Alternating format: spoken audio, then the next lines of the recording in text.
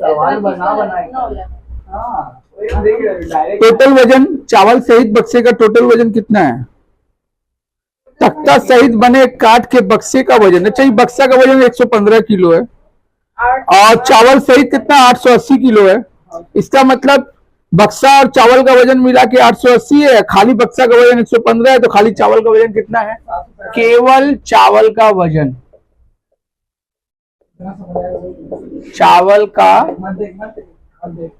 वजन जिसमें टोटल वजन है हमारा 880.5 और 115.5, ठीक है। तो इसको हम लोग घटा देंगे 5.0, 10 में से 5 गया 5, तो 7 में से गया 6, 8 में से गया 7, 765 क्या है? केजी है ना, केजी हो गया केवल चावल का वजन। चावल का वजन इतना किलो है, ठीक है। हाँ, अरे भैया बक्सा, खाली बक्सा का वजन और चावल सहित बक्सा का वजन में हम लोग क्या कर रहे हैं? बक्सा का वजन माइनस कर दे रहे हैं, तो खाली चावल का वजन आ जाएगा। ये टोटल वजन है, इसमें बक्सा का वजन और चावल का वजन दोनों है। दे दो उसको, दे, समझाओ, फोकस नहीं कर रहा है। इधर दे, ए पापी इधर ध्यान दे। सवाल यार तुमको बोल रहे, तुमको बात कर रहे भाई, नहीं आप ध्यान नहीं दे रहे ना, तभी तो हम रुके हैं। आपका नजर यहाँ नहीं था ना भाई साहब, बता रहे तो आप यहाँ रुकिए तभी हम समझेंगे, ठीक है। तो ये टोटल वजन है, इसमें लकड़ी का वजन माइनस हो गया तो आ गया खाली चावल का वजन, ठीक है। अब चावल का वजन के बाद आगे क्या बोल रहे हैं आपसे?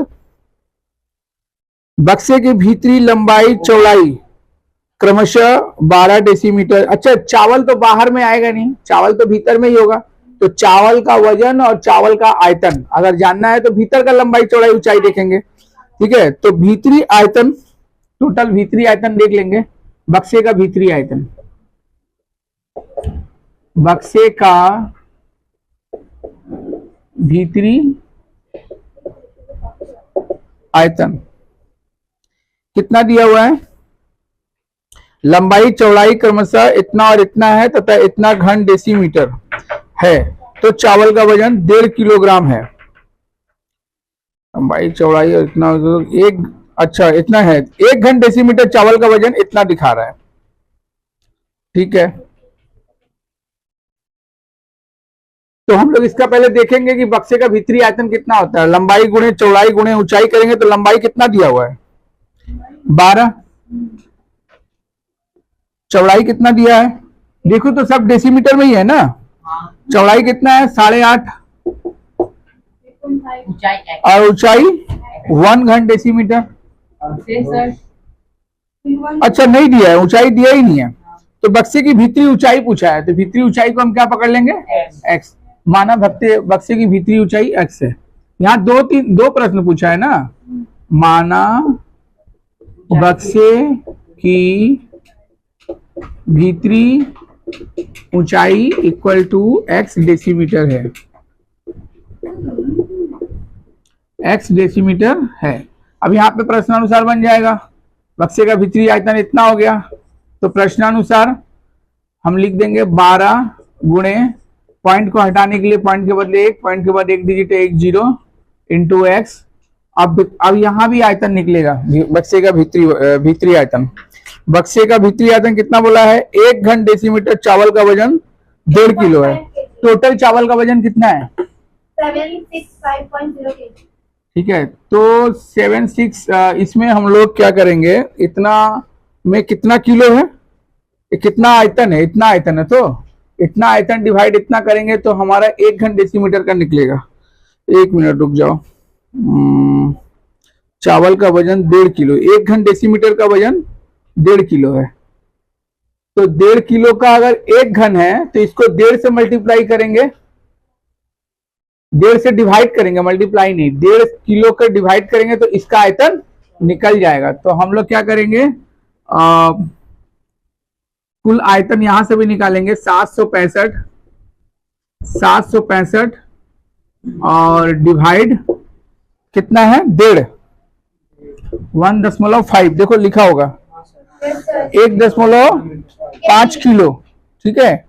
1.5 किलो क्या है, मैंने 1 घन डेसीमीटर का 1.5 किलो है। 1.5 किलो तो इतना क्या वजन है, इतना वजन में 1.5 किलो डिवाइड करेंगे तो मेरा आयतन निकल जाएगा। तो ये भी आयतन है, ये भी आयतन है, दो राशियां समान हो गई तो इनका क्या बन गया, इक्वेशन बन गया। अब इसको सॉल्व करेंगे हम लोग, सॉल्व करते हैं। तो यहां पर 12 गुणे 85 गुणे x और 10 का तो तुम लोग यही गुणा कर दो 10, उसके बाद 765 भागा गुना में बदलेगा तो क्या हो जाएगा,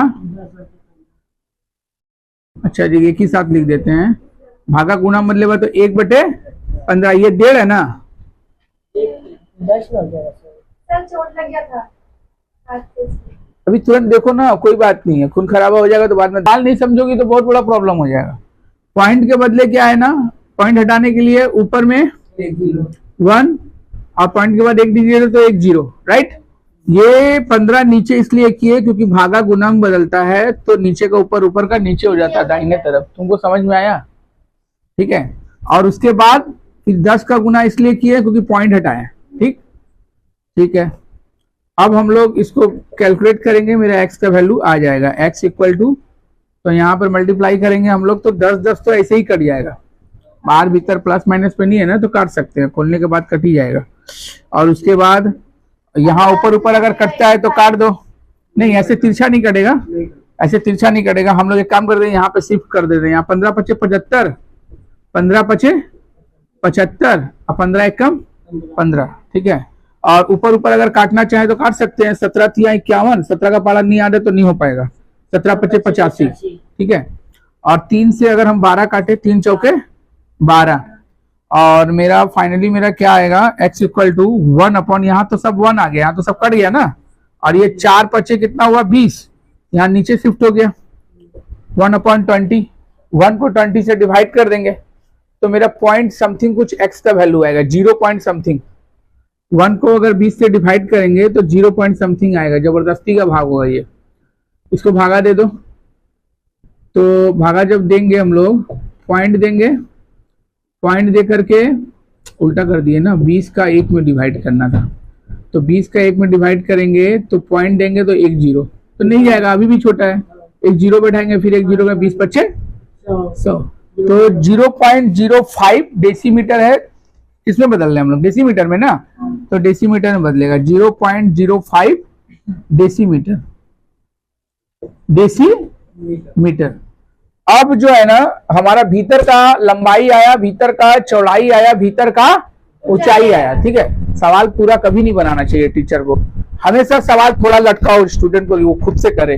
पूरा करने से बच्चा तो फटाफट उतार लेगा, हो गया मेरा, दिमाग नहीं लगाना उसको, टीचर सब कर लिया, उसको अपना ब्रेन लगाना नहीं है, तो तुमको लगाना है, तुम करो, तुम कूदो, तुम खुद पानी में कूदो, थोड़ा दूर तक लेके गए, थोड़ा अब तुम लेके जाओ, ठीक है। भीतर का लंबाई चौड़ाई ऊंचाई आ गया है, ठीक है। अब आप सब में मोटाई कितना है, आधा डेसीमीटर। आप लंबाई और चौड़ाई और ऊंचाई तीनों में आधा आधा डेसीमीटर जोड़ दीजिएगा तो आपका बाहर का लंबाई चौड़ाई ऊंचाई आ जाएगा। बाहर का लंबाई चौड़ाई ऊंचाई आएगा तो आप फॉर्मूला अप्लाई कीजिएगा, समग्र तल का क्षेत्रफल, ठीक है, टोटल सरफेस एरिया का, और उसमें क्यूबॉइड का हाँ, और निकालने के बाद क्या करिएगा, टोटल सरफेस एरिया मतलब संपूर्ण तल का फॉर्मूला लगाइएगा, घन आयत का संपूर्ण तल का फॉर्मूला लगा करके दर के साथ मल्टीप्लाई करिएगा तो आपका टोटल खर्चा आ जाएगा। जैसे भी थोड़ी देर पहले बताया ना कि 10 वर्ग मीटर जगह है, 1 वर्ग मीटर का 2 रुपया लेगा, तो 10 वर्ग मीटर में कितना खर्चा लेगा, गुना कर देना है। तो आप टोटल एरिया निकालने के बाद गुना करिए, आपका खर्चा निकल जाएगा। थोड़ा खुद से दिमाग लगाइए, जाइए, जा सकते हैं आप, घर पे प्रैक्टिस कीजिएगा।